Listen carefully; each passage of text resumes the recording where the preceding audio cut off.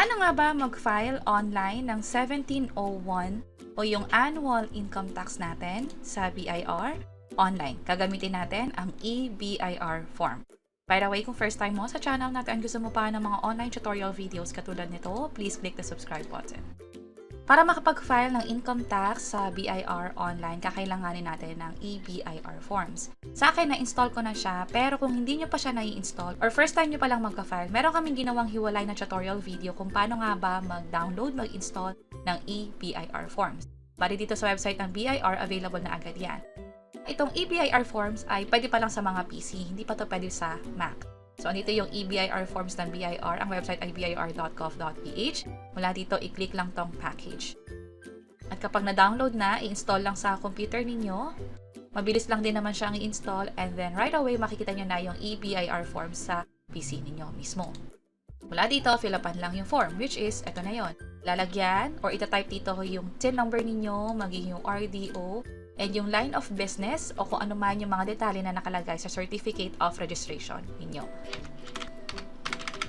Halimbawa sa akin ito, at na-fill up na siya. Pipiliin na natin dito sa bandang baba yung form. Meron ditong 1701 na Annual Income Tax Return. Meron din namang 1701A. Ano yung kaibahan ng dalawa? Sa akin, 1701A. Click ko muna yan. And then, click ko tong fill up. Click ko tong OK at mag-a-appear na agad dapat dito yung 1701A na form. Balikan ko lang kung ano yung kaibahan ng dalawa. Kapag 1701, ito yung mga mixed income earner. Ibig sabihin, may profession na sila or may business na sila plus employed pa sila. That's why mixed income. Pero kapag katulad ko na purely by business or purely by profession, yung ifa-file na tax, 1701A yung pipiliin. Plus, yung sa akin din kasi is nag-avail ako ng 8% income tax rate. So, 1701 talaga yung dapat kong piliin para dito. So, instead na i-download yung form online, eto, hindi na to kailangan sulatan. Instead, fill upan lang talaga yung sa eBIR forms. Ito na yung magiging itsura niya.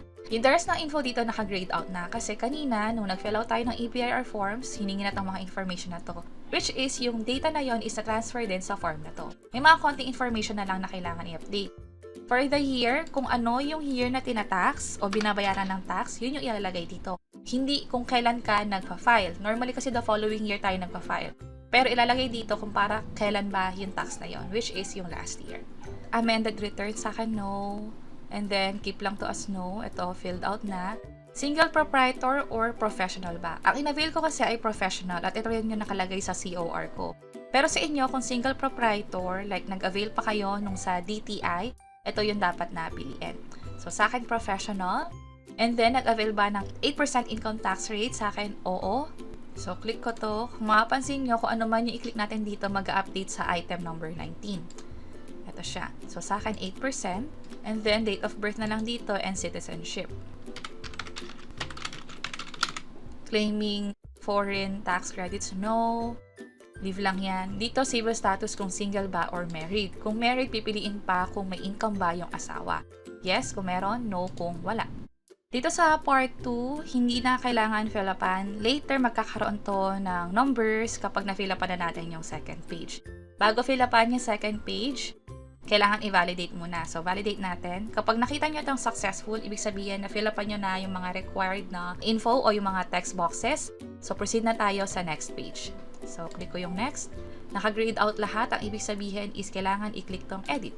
Depende sa final ninyo kung graduated ba or 8% income tax rate, yun yung fill upan ninyo. Since ang pinili ko kanina is 8% income tax rate, naka-grade out na itong graduated income tax rates, ito lang yung pwede natin fill upan. Ang kailangan na lagyan ng info ay number 47, 54, at yung 58. Sa 47, yung total sales mo for the year, hindi yung for the quarter. So, bigay tayo ng halimbawa. Ito yung kinita mo for the whole year. I-sum lang natin to. So, ito ilalagay natin. Lagay ko dito, 545,000. So, unlike sa quarterly na by quarter yung nilalagay na income, pag 1701 na or 1701A, yung for the whole year na. And dito, sa 54, importante to kasi ibabawas yung 250,000 pesos. Ito yung benefits ng 8% income tax rate. So, kung hindi pa lumalagpas yung kita mo sa 3 million for the year, and especially for professionals, pwedeng i-consider ang 8% income tax rate. So, So, 250,000 pesos na. So, dito sa number 58, kailangan i-type dito yung binayaran mo na from the previous quarters, yung accumulated. Or else, kailangan mong bayaran yung nakikita mong amount dito. So, halimbawa, ito na yung nabayaran mo for the past quarters, 9,600. So, lagay natin yan dito. 9,600 lang. At ang kailangan ng 9,600, lagay natin. Kung mapapansin nyo, dito yung mag-update na part, hindi ito. So, enter ko lang. So, instead of 23,600 na tax due, since binawas na nga natin yung 250,000 pesos na taxable, ang babayaran na lang talaga natin ay nasa ganitong amount. So, na-update na natin yung info. Balik lang tayo sa first page, kung saan makikita natin na yung part 2 kanina na walang laman, ngayon meron na. Andito na yung mga numbers. Depende na rin sa kung ano yung nilagay natin dito.